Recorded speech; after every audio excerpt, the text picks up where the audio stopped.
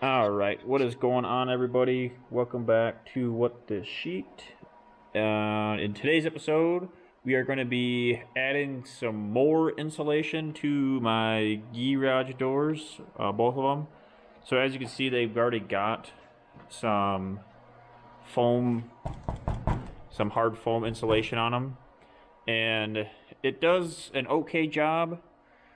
But up here in Minnesota, it gets cold in the wintertime, so I want to add a little bit of extra insulation on them just to kind of help, because this is where most of the heat in my garage escapes.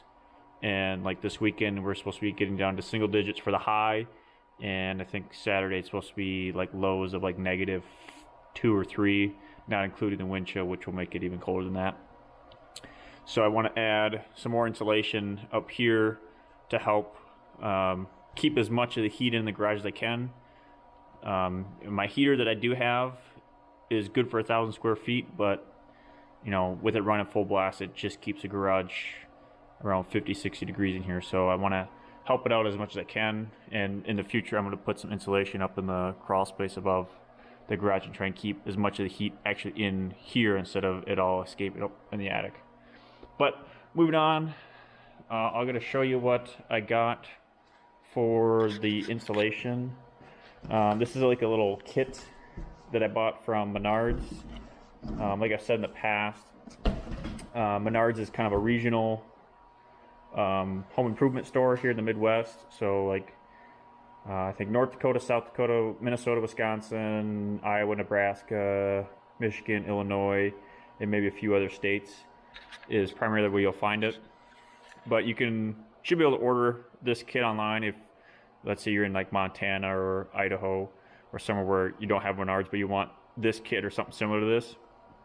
So basically what this does is it comes with a roll of R8 insulation, just regular fiberglass insulation with like a kind of like a solid waterproof barrier on the outside, which is nice.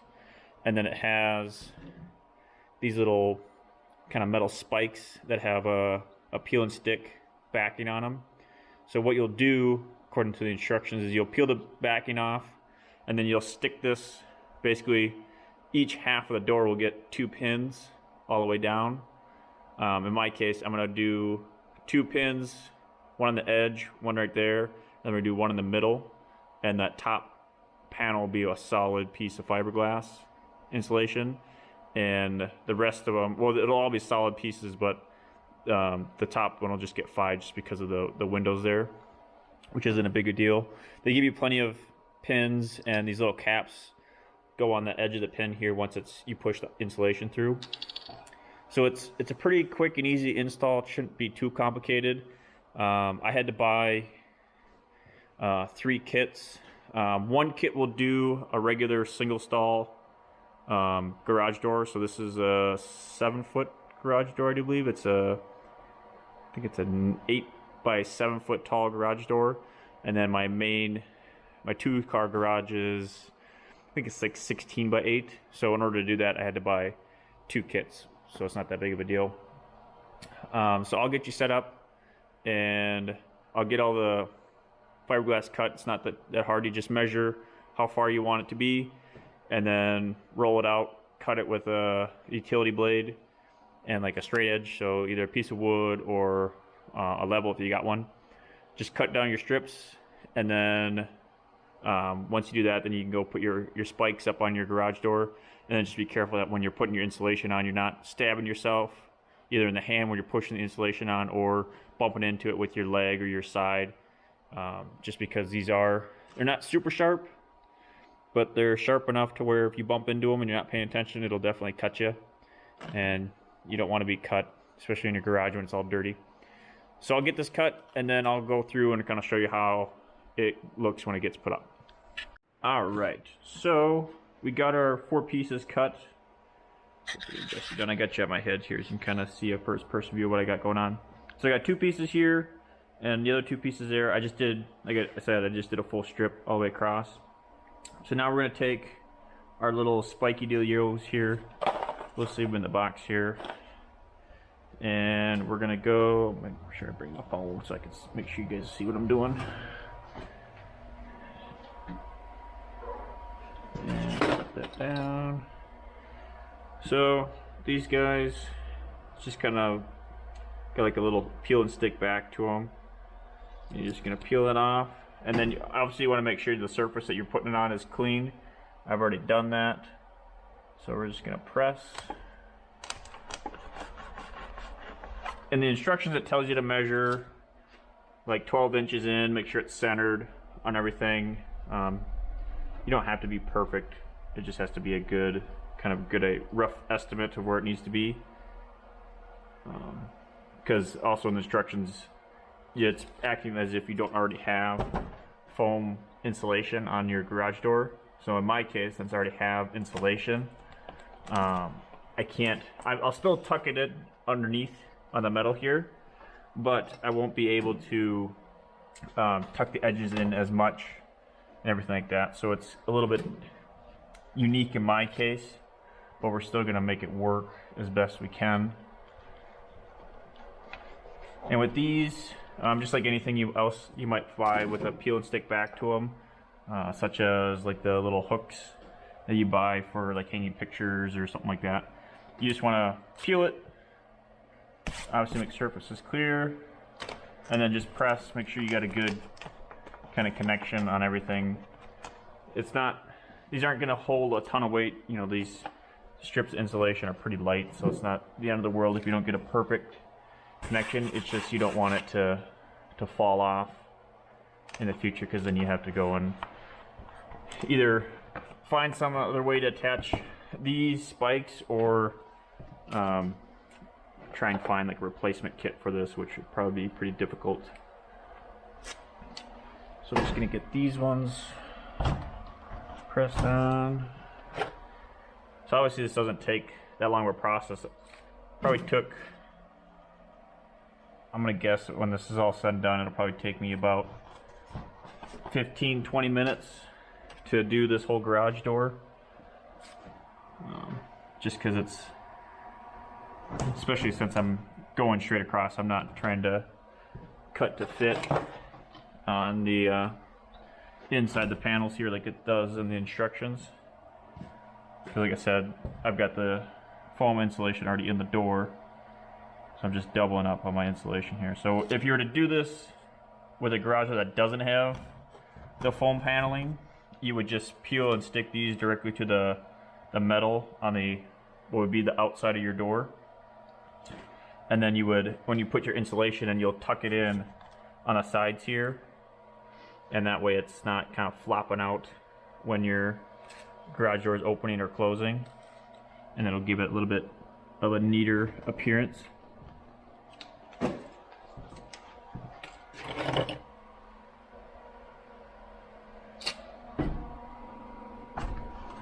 And like I said, once I get my spikes on, I'm gonna and then put in the pieces of insulation, and I'm still gonna tuck the corners in as best I can, just because I want to try and keep it from flopping around too much.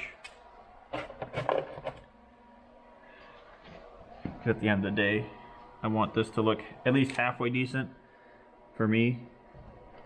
And if like the next homeowner doesn't like it, or wants to put new garage doors in, or whatever floats their boat, they can do that, and that can be their problem. I just want to get this working for my situation. And you can kind of see down there in the bottom, I got a little bit of a gap in the seal. That's another little project that I'm gonna tackle probably this spring. Unfortunately, that little spot lets in some furry little friends that like to chew on things, so I gotta deal with that eventually.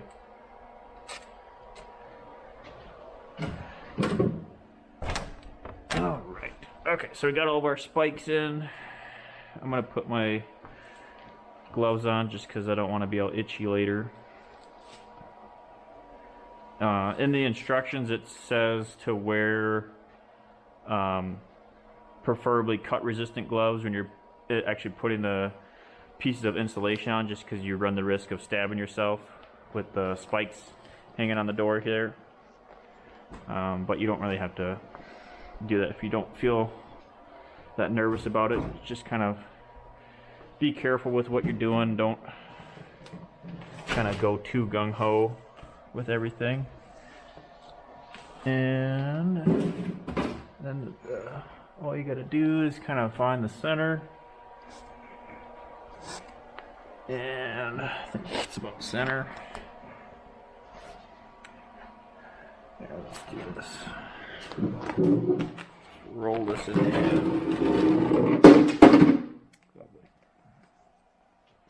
Right, so we got to cut around the hinge here for the garage opener. So what I'm going to do, got this rolled up, and yeah, just go center.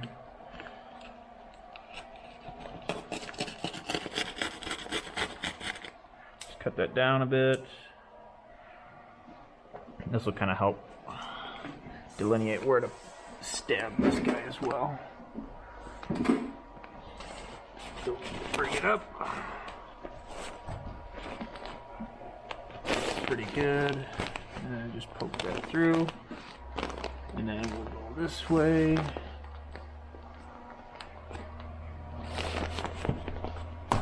Poke that one through. And poke that one through. And this isn't staying, which is lovely.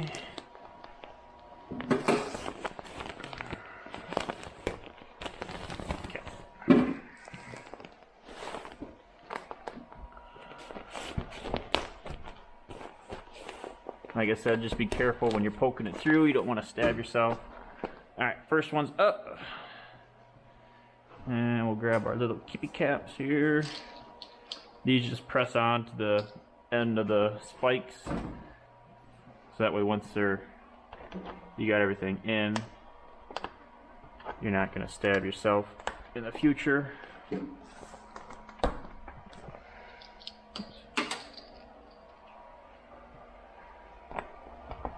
And in theory, you could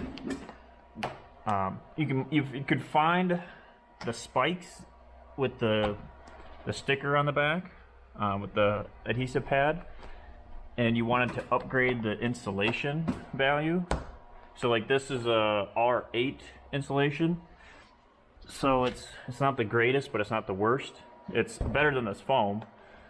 So if you want, like I said, if you wanted to upgrade this insulation, because all this is just regular insulation that you could use for, you know, a wall cavity or something like that, what you could do is buy the spikes and then buy the insulation separate, and then, you know, cut to fit and do all the other pieces and parts that you would do normally on the install, and you can just have a little bit higher quality insulation for this, which would, in my case, probably would have been a good idea, but it is what it is. I just wanted to get this done and didn't want to go too hog wild with the spending of the money, because each one of these kits was $65, I do believe. So they're not exactly cheap, but kind of for what they do, it works out pretty good. So I'm just going to cut the hinge part away, just so it's not blocking anything. I got a little bit in there. Obviously I could have done this beforehand, but that's okay. And then I'm just going to kind of go through. I might grab a screwdriver. Flat blade. And then per the instructions, you just want to tuck, you know, your insulation into the groove here.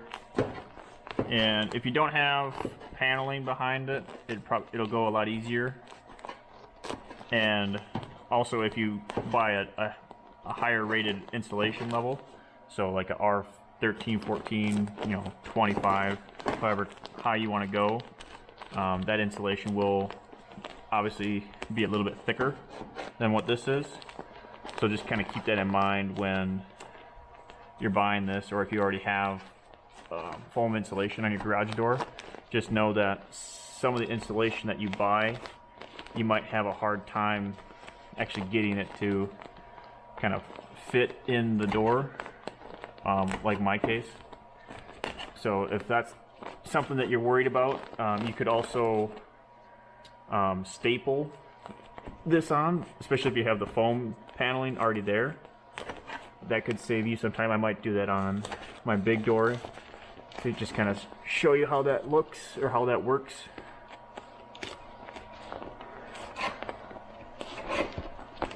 So we're just gonna go through. I'll get this one done, and then once I get the whole door done, I'll show you kind of what this all looks like. And then, like I said, on the big door over there, what I'll do is we'll probably do maybe like the top row like this with the caps. We'll probably still use the spikes and the caps and everything, but what I'll do is I'll bring my little Milwaukee stapler out and we'll tack the edge on like that second row there, and we'll kind of see how that works out, and maybe that's a better option than trying to tuck all this in. So I'll get this door done, and I'll come back to you when this one's done and we're started on the big door. Alright, so we got the first door done. Took a little bit longer with me not cutting the first two chunks in half like the directions say. You can do it that way, but the problem is it's just, one, it's a lot more difficult to handle that big section of insulation by yourself. So if you had two people doing it, probably won't be that big of an issue. So on the bottom side here, I did cut it in half like the directions recommend you do, and that actually worked out a lot better. So I think I'm going to do the same thing when I go to do the main door over there. I'll have to cut it more because that center piece is, I'll have to cut little pieces that tuck in there as well. It shouldn't be too big of a deal, but it should make it go a lot faster for doing the install. And I was having a little bit of issue with the bottom just because of the way everything is. And I think the bottom panel and the top panel are both like 24 inches wide, and then these two middle sections are a little bit less. So when I was putting these sections of insulation on, I was having to trim the edge of it. So what I was doing was I would line the top edge up of the insulation up with the edge of the panel, of the garage door panel, so the top part of the insulation was all level going across. And then I would poke it through on the pegs here, the points, cap it all so it was basically secured. And then whatever was hanging down on this end, what I would do is I'd lay it over top, and then I would just put my X-Acto knife in this groove here, and then just run that all the way across. And that seemed to work out pretty well. That way it'd give me enough insulation on the top here to tuck up underneath this lip, and then the same thing on the bottom. I get enough to tuck up underneath and have this little bit of a bulge in the middle, which is fine because that just means I have more of an air gap in between the outside and the inside, so it allows that insulation factor to work a little bit better than if I were to just have it tight up against the door. But overall, I think it looks okay. I mean, obviously it's not the prettiest thing on the planet. It will definitely do a better job of insulating than the foam that's in the garage door, which is nice. And I'm hoping before this winter is done, I'm going to do the insulation up above, which will kind of be the same process, but instead of having to tuck, insulation in everywhere, I'll just be able to unroll it and then lay it down in between the floor joists or the ceiling joists up above. So that will be a really simple process. It's just I got to buy a crap ton of insulation for that. But I'm not going to show you doing the main garage door because it's the same process as this one. But once it's all done, I'll take a picture and I'll upload it at the end of the video here. Trying to think anything else. If you have any questions that might come up. I don't think so. Oh, I did try to staple. Like I mentioned earlier, I was going to try and staple, so I did try and use my stapler. The only problem is, since it's the foam back here, there's nothing really for the staple to grab onto. So that didn't work out like I was hoping it would. Not a big deal. I'm not worried about the panels falling off or the insulation falling off. I was just trying to kind of get it to sit a little bit more flat. But like I said, it's not the end of the world. It's not a huge deal that it doesn't sit super flush. It's not really designed to. What else? Yeah, I think that's it. So what I'll do is I'll put a link for this in the description if you guys want to buy it, or if you're just kind of interested in something similar to this product.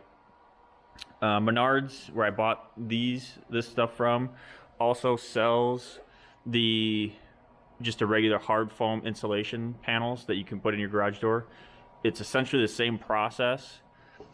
However, I have a feeling that would be a little bit more difficult, just because those panels, they don't flex like the regular insulation does.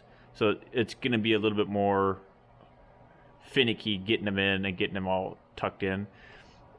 With those, you almost want to do it when you're installing the garage door itself. I have a feeling that would be a lot easier to do it then, versus this is kind of like a retrofit after the fact.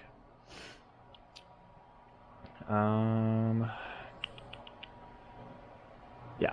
All right. So that'll conclude today's video. If you have any questions, comments, or anything that I messed up, go ahead and throw it in the comments. I'll respond to them if they're nice enough. And like I said, I'll leave a link for this, and keep an eye out for my next video, where I will be taking these stacks of plywood and the boards over there, and I'm going to be making a ladder shelf, almost like a blanket ladder, but putting shelves instead of just rungs. And I will be making my mom's garbage cabinet with a pull-out drawer for the garbage bins. Keep an eye out for those videos coming out in the next week or two. That's all I got for you guys. And go out and build something and share it with the world. Peace out.